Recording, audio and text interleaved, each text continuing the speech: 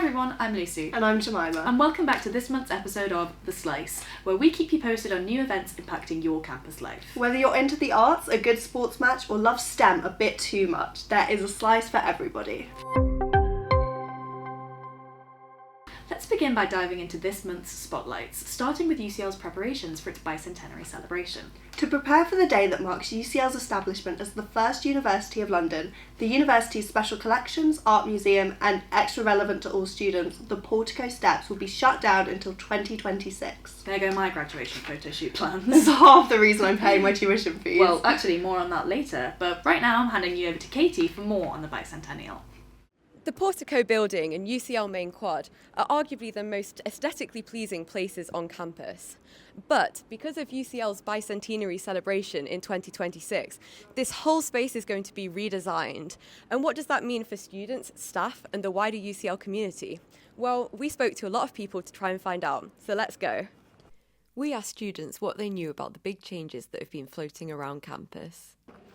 Hi, so did you know that the main quad is going to be basically shut down from next year because of UCL 200? I heard that it was going to go under maintenance, but I didn't know it was because of UCL 200. No, I never knew that. Yeah, I did, but I'm not happy about it. Like, it's going to take a whole year. What do you think about it? It might be inconvenient for a lot of students. I think a lot of people are concerned for their graduation pictures. My concerns is that they're removing a lot of green space. I'm not happy about that. And also the length. Like, I think I'm not graduating this year, but if I was, I would be really unhappy. Do you think it's going to be improved, or do you think it's going to get worse because of these renovations? I think it's going to be improved because I think this is a great space, but it's not very usable. But I do worry as well that it looks like an airport terminal, like the plan looks like an airport terminal.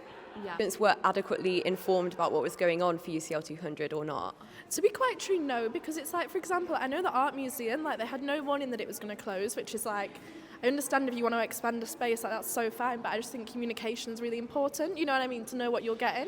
So I'm here with Mal, who is a second-year Scandinavian studies student. And Mal, you've used the UCL Art Museum quite a lot in your studies. So could you tell us a little bit about what you've done with the space and what you thought of it? In my first year, we did some joint language courses with the Swedish, Danish and Norwegian language courses where we got to interact within the UCL Art Museum, interact with objects in the museum, use the space, actually interact with some of the works of art in there, and it was just a very informative session. And so what do you think about the fact that the museum's going to be shut because of the UCL 2026 celebrations? I think it's a huge shame. I think the UCL Art Museum and the Special Collections is a really valuable resource. And it's a resource that not many people know about, I think. But it's a way of interacting with your course in a different way as well. So I'm outside the UCL Art Museum, and this is the space that previously housed some of the artwork from Special Collections. And this is the space that is being relocated due to UCL 200, the bicentenary celebration in 2026. But unfortunately, there's been a lot of ambiguity about where the museum will be moving to. And to investigate this a bit further, we spoke to Professor David Bicentennial about his thoughts regarding the museum and its closure. So I'm here with Professor David Bicentennial, who's an emeritus professor in history of art. And I want to talk to you a little bit about the UCL 2026 celebrations, UCL 200, and the impact that that's had on the UCL Art Museum and Special Collections. So starting at the top, what is the biggest impact that UCL 200 has had on UCL so far, do you think, in relation to the Special Collections? I obviously was very concerned about the UCL Art Museum, which is something that when I was head of department I was very involved with. And of course when I came in there was very little activity there. The curator wasn't really very sympathetic to using it as a teaching. In the end I managed to get quite a large donation from an American benefactor to put in a mezzanine floor for the curators to sit and survey the effect on benthamite principles, really. They could see and not be seen. It's been considerable success. It's been used for teaching ever since, and we've had very serious curators and has a very active teaching program, and we put on exhibitions that are open to the public. So I was really quite shocked. Yeah, and this is a sentiment that's been echoed quite a lot when we've been covering the story, which is the lack of warning that anyone was given. So Yes. how did you first find out that there was even an issue with the location of the museum? Well, first of all, the plans were Yeah. produced and they were public, and I saw those. And it showed really that it was almost as if the museum didn't exist. This is obviously very upsetting. Once term started and academics came back and began to realise what was being proposed, there was a strong reaction. Yeah. And they've now found a space which I just looked at this afternoon. Oh, okay. And it's okay. It's not as good as the previous one. And where is that new space? Well, it's going to be where the Institute of Advanced Study is. Oh, okay. And it's one of the two rooms that they have. So it requires a bit of investment. But at least, as I say, it's usable. What we've discovered whilst we've been covering this is that not a lot of students are really aware of what's going on. They don't know that the museum is closing. They don't know that Special Collections is moving. Yeah. And so what would your message be to students to, what do you want them to know about this? Well, I think I just asked them to be vigilant, really. As you've heard, Professor Byman had some very insightful thoughts about the consequences of shutting the art museum. So there we have it. With so many things still left uncertain about the UCL 200 celebrations, I guess we'll just have to wait and see until 2026 for what the future holds. Thanks, Katie. Up next is an investigation into student life at UCL East. Some love it, some hate it, and most have never even seen it. Let's find out whether students prefer East or main campus. Welcome to UCL East. Today we're going to be asking the students about life at UCL East, living here, and the campus. Come with me.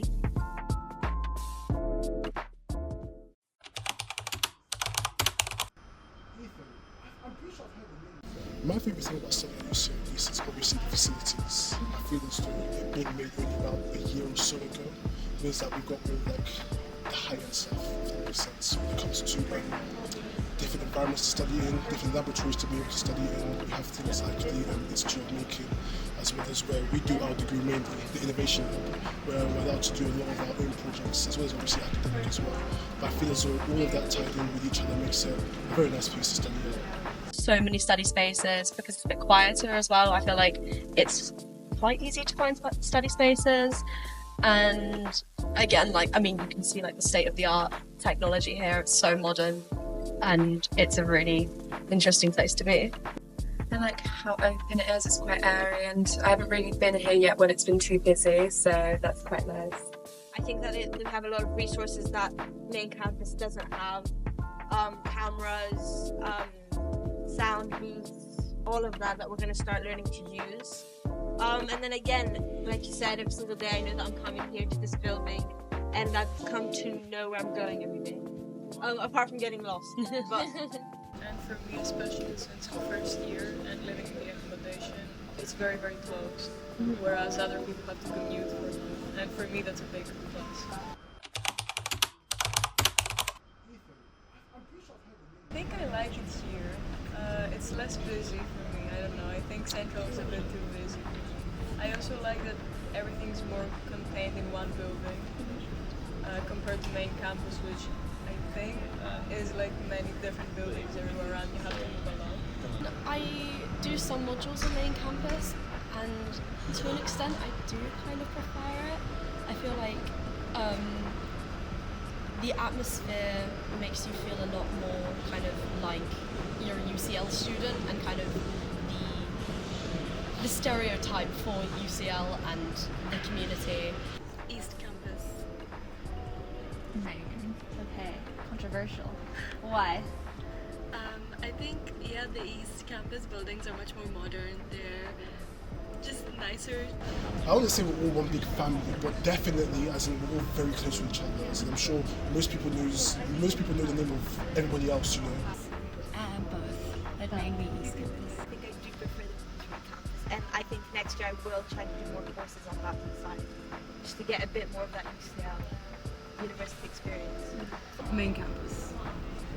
Main campus for the social life, East for the work life. Like this is an amazing place to be able to come work. And I think we're a bit biased because we both live west, so it's easier for us to get to Central. But the campus, the buildings here are better. Yeah.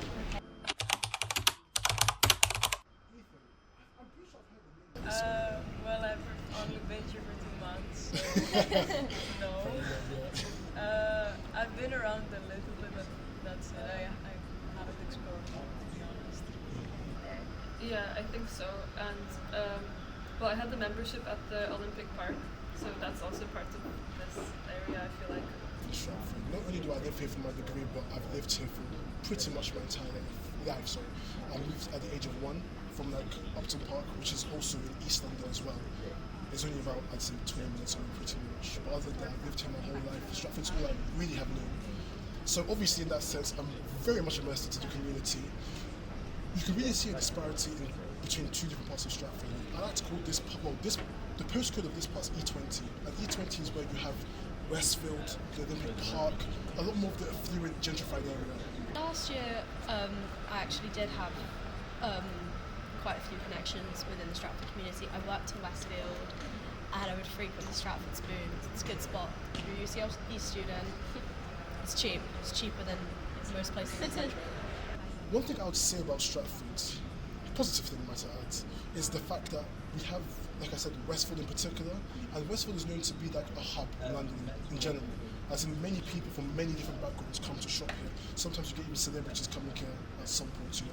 So I feel as though, because of Westfield actually being here, I feel to some extent people do feel somewhat of a sense of home, but the home just seems to be a shopping centre, because that's where everyone else goes to. Everyone commutes there, you can do fun activities there, you can meet your friends and hang out there. And I think that is a beautiful thing. I think if that wasn't in Stratford, then the only thing we have is the Olympic Park. And unless there's a nice summer, hot day, which it isn't today, if the camera can pick up, then no one's really going to be coming here for that sort of reason. So I do think that with Westfield being here, a lot more people have more reason to be here and meet their friends, which does cultivate somewhat of a community around here. The only bit that I don't live on Paul Street, so anything that I've explored around here is or with my course mates or some of our lecturers might take us out for a little outing. But definitely need to explore more.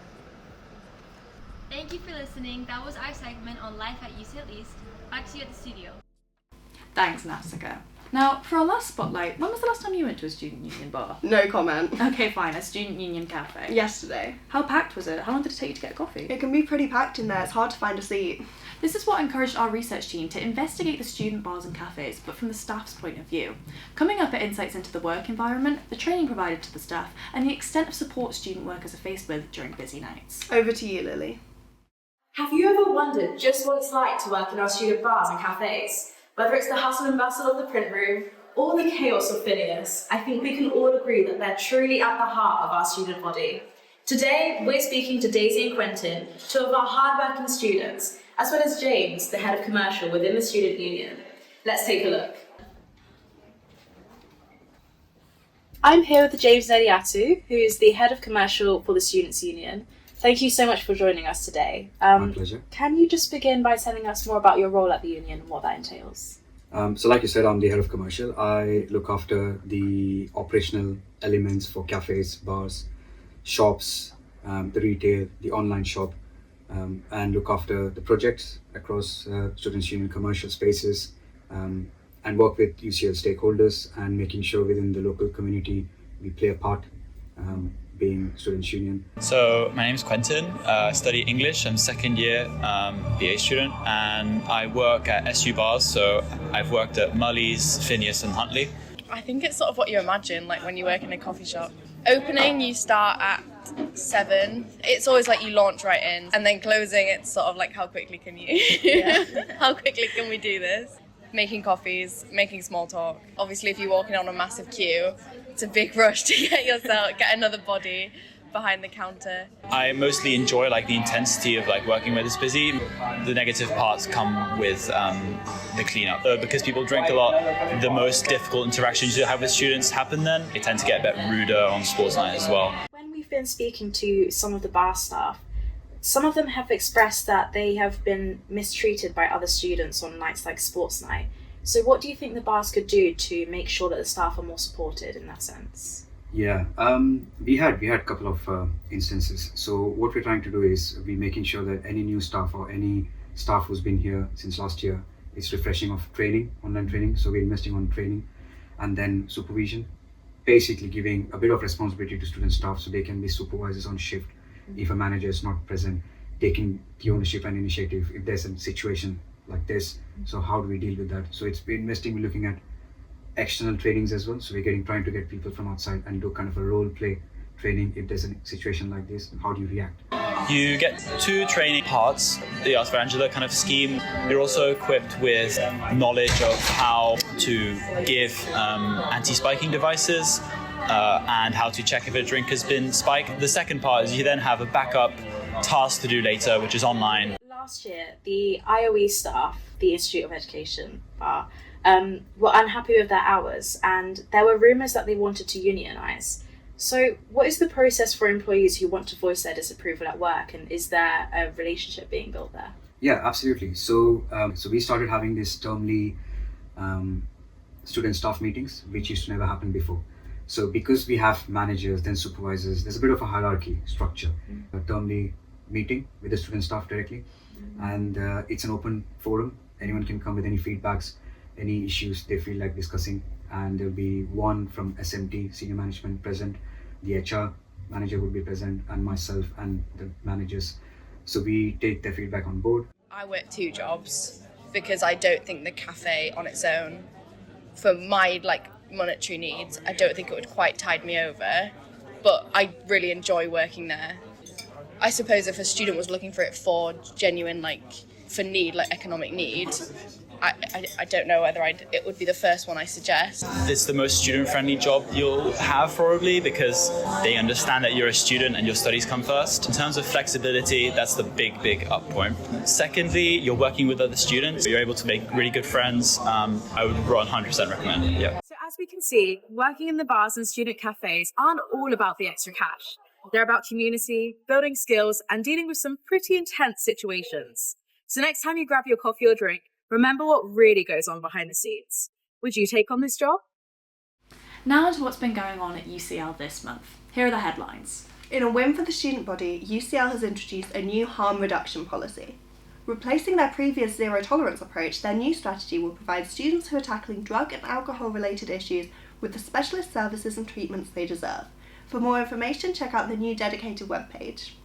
This month has also seen the second Arts for Palestine showcase at Mully's Bar, produced in collaboration between UCL's creative societies. The money raised has gone towards medical aid for Palestinians to deliver care, develop local health services, and support those living under occupation and as refugees in Lebanon. Now that we have officially entered the festive season, we are all able to celebrate at the Winter Festival, which offered plenty of carnival games, a beautiful light show, festive performances, and a sustainable market with Huzzah. However, not everything has been positive. As we briefly mentioned before, student tuition fees are set to rise by 3.1%, totalling up to £9,535 a year for standard full-time courses. Unions have voiced concerns that this will increase financial pressure on an already financially strained student body, especially in a cost of living crisis. And if this wasn't enough to spark worry, this month has also seen reports of mice running around the student centre, worms in the food served at Ramsey Hall, and flames from the engineering lab of the Roberts Building. Additionally, students have been warned by UCL cybersecurity chief against scams going around on social media and UCL group chats. We highly suggest not buying any Sabrina Carpenter or Taylor Swift concert tickets from any group chats anytime soon. Well, now let's turn to the events coming up from mid-December to mid-January. On theme with the festive season, there will be plenty of volunteering opportunities with the Big Help Out, spanning from cooking Christmas dinner for communities at risk to handing out toys for children. There are so many ways to give back this winter. And for those looking to beat the upcoming January Blues, check out the Comedy Society's aptly named Beat the January Blues Comedy Night. Also look out for upcoming Arts UCL shows such as Drama Society's A Monster Calls and Live Music Society's Rhapsody, taking place at the Bloomsbury Theatre. Well, that's all we have time for today. Thank you for tuning in to The Slice. And make sure to check in for next month's slice of Pi TV. See you soon.